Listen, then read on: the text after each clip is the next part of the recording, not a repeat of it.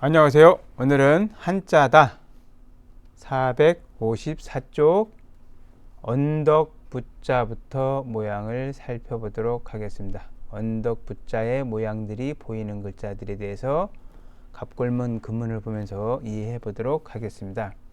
그럼 먼저 언덕 부자를 살펴보도록 하겠습니다. 언덕 부자는 갑골문, 근문, 소전에서 보는 바와 같이 거의 비슷하게 변해가는데, 이와 같이 처음에는 이와 같이 언덕 층층이 있는 언덕 모양을 이와 같이 그려서 언덕을 그렸고, 소전 모양에도 이와 같이 세 개 층으로 그려서 언덕을 그렸지만, 지금은 높은 언덕에서 언덕을 나타내려고 했는지 모르지만 지금은 밑에가 열십자 부분으로 변해가 버리고 말았습니다. 아무튼 높은 언덕, 흙 언덕을 그린 글자가 언덕 부자입니다. 흙이 층층이 높게 쌓인 언덕을 나타낸다 라고 설명하는 글자이고, 이 언덕 부자를 그대로 부라고 해서 만나는 글자는 부두부, 선창부, 물가의 흙 언덕, 높아서 물가에 높게 솟은 흙 언덕, 배를 댈 수 있는 곳에서 선창부라고도 하고 부두부라고 하는 글자가 한 글자가 있을 뿐입니다. 기타 나머지는 언덕 부자는 이 글자는 대부분 이와 같이 변해하여서 글자의 앞부분에 어떤 글자의 앞부분에 쓰이고 있고 그 음을 따르는 글자에서 설명하고 있습니다. 여기에서는 이 언덕부 모양이 있는 글자만 오늘은 살펴보도록 하겠습니다. 선창부 하면은 언덕 부자에서 이와 같이 언덕 부자에서 반절을 자른 부분이 퇴라고 하는 부분입니다. 흙이 높게 쌓인 것이 언덕부라고 하면 흙 무더기 정도, 약간의 쌓인 정도의 무더기를 이룬 정도의 모양에서 퇴라고 합니다. 흙 무더기 퇴, 쌓을 퇴, 언덕 퇴라고 하는 퇴자가 있는데, 이 퇴자도 결국에는 언덕 부자의 일부라고 보시면 이해가 됐습니다. 본래는 갑골문 근문에 보면 이와 같이 작게 무엇들이 모여 있는 모양을 보고 만드는 글자처럼 보이긴 하는데, 이 모양이 언덕 부자의 위에 부분과 모양이 비슷하므로 언덕 부자의 일부분이다, 좀 작은 언덕이다 라고 보아도 공부하는 데는 무리가 없겠습니다. 그래서 무더기를 이룬 흙더미 같은 곳에서 흙무더기 퇴라고 하는 글자가 퇴자입니다. 그래서 쌓다, 언덕, 무리를 뜻하는 글자입니다. 다만 이 퇴자는 다른 글자를 만났을 때 위에서 이와 같이 누르는 모양이 나타나면 점을 빼고 만나서 이와 같은 형태로 변해가기도 합니다.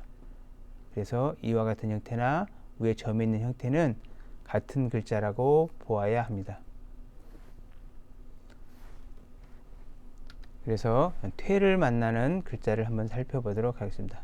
퇴를 그대로 모양을 만나는 글자는 이게 물이 지었다, 뭐가 쌓여있다 라는 뜻 때문에 갈 착자를 더해서 물이 지어서 여럿이 무리를 지어서 쫓아간다, 따를 추, 들깨무리가 먹잇감을 무리 지어서 쫓아가는 것처럼 여럿이 따라서 쫓아가는 것을 추라고 하고, 쇠망치추, 칠추, 방망이 퇴자가 있는데, 쇠금자가 들어가는 글자는 후대에 만들어진 글자고, 본래의 망치는 나무로 만들었기 때문에 나무 목자가 들어가는 퇴자가 있습니다. 쇠망치추, 망치추, 칠추, 방망이 퇴. 본래는 나무로 만들어서 치고 이것이 방망이였는데 나중에 쇠로 만들었기 때문에 쇠추자를 더해서 글자를 더해서 만들었습니다. 다음에 퇴자가 만나는 글자 중에 이와 같이 장수 숫자가 하나 있는데, 장수 숫자는 수건 건자가 옆에 있어서 수건을 허리춤에 걸치고 있는 사람을 뜻하는 글자가 수건 건자인데, 이와 같이 앞에 무리를 나타내는, 언덕을 나타내는 그런 부분이 있어서 이 장수 숫자는 많은 무리를 거느린 사람, 많은 무리를 거느리고 자기가 지도자임을 표시하기 위해서 수건으로 표시한 사람. 지금도 축구 경기할 때 주장은 밴드를 차는 것처럼 어떤 수건을 걸쳐서 자기가 지도자임을 나타낸 데에서 장수 숫자로 쓰이지만 본래는 군대에서 많은 무리를 이끌던 군대 무리를 이끄는 사람을 나타냈던 글자가 숫자가 되겠습니다. 숫자, 장수수. 다음에 또 이 글자는 수건건자와 비슷한 모양이긴 하지만 이거는 두를 잡이라고 합니다. 두를 잡. 어디에 뺑 둘러서 둘러치다. 두를 잡자가 있는데 설문의자에서는 지자의 반대 모양이라고 설명하고 있는데 알기가 어렵고, 아무튼 수건건자 위에 한일자를 더해서 둘러싸다 라는 뜻으로 쓰이고, 이 사자를 만나는 글자는 스승사, 1800자 안에는 스승사자가 있고 기타 사자사자가 있습니다. 많은 무리에 둘러싸여 있는 스승, 지도자라는 뜻으로 본래는 군인 2,500명을 거느린 사람을 뜻하고, 그냥 군인 2,500명이 모인 그 무리를 사라고도 해서 지금도 군대에서 사단이라고도 합니다. 사단, 기타, 사자사 등의 글자 등에 쓰이고 있습니다. 다음에 벼슬관자. 벼슬관자를 잘 보면 갑골문 근문에 보면 본래 이와 같이 언덕퇴자, 쌓을 퇴자가 있는데 소전 모양에도 분명히 옛 글자에는 이와 같이 점이 있었던 모양으로 있었지만, 아까도 처음에 말한 바와 같이 어떤 글자가 위에서 누르고 있으면 이 점은 생략이 되어서 지금 벼슬관자로 쓰이고 있습니다. 집을 언덕처럼 크고 높게 지어서 관리들이 거처하고 백성들을 다스리던 데서 벼슬을 뜻합니다.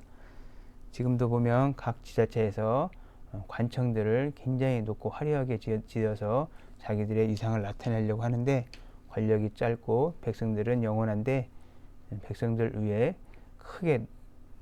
크고 우람하게 지어서 백성들에게 위험을 보이려고 하지 않나 라는 의혹의 눈으로도 가끔 보이기도 합니다. 아무튼 벼슬관자는 높게 크게 지은 집을 나타내서 벼슬관이라고 합니다. 벼슬관 보면 관자를 만나는 글자는 주관할관, 대롱관, 그래서 위에가 대나무 죽자가 있어서 본래는 대나무로 만든 악기 이름이 관인데, 이게 악사를 나타내는데 모든 악사들을 지도하던 피리를 불던 악관에서 대롱, 주관하다. 음악을 담당했던 사람 중에서 그 음악 악기를 다루는 사람들을 전부 다 모든 사람을 지휘했던 피리를 불던 사람에서 대나무로 만들었던 피리로 불던 사람을 나타내서 주관할관, 대롱관이라고 하고, 기타 집관. 지금도 중국에 여행을 다닐 때 호텔을 나타낼 때 뒤에 관자가 들어가면, 이 관자가 들어가면 먹고 살고 먹을 것 같이 해결하는 집이라고 보시면 이해하기 쉽습니다. 집관, 널관, 옥피리관, 비녀장, 쟁기관 그랬는데, 이 비녀는 사람 머리에 꼽는 게 아니라 바퀴가 빠져나오지 못하도록 꼽는 비녀를 나타내서 비녀장이라고 하고, 품성조울완 등의 글자 등에 쓰이고 있습니다. 관자, 쌓을 퇴자와 모양이 비슷한 글자를 다시 한번 살펴보면 이와 같은 글자는 같은 글자이고, 모양이 비슷해서 혼돈하기 쉬운 글자가 하나 있는데 살펴보도록 하겠습니다. 법칙녀, 성녀라는 글자가 있는데, 이 글자는 이와 같이 나란히 집과 집, 어떤 사람은 이게 집과 집이다 라고 보는 사람이 있고, 아니다 방과 방이다 라고 보는 사람이 있고, 아니다 등뼈가 일정하게 나란히 있는 모양이다, 그래서 척추뼈 이러다 라고 보는 사람도 있는 글자가 리어자인데, 전국 근문에 보면 이와 같이 척추뼈 모양을 실제로 그린 것도 있습니다.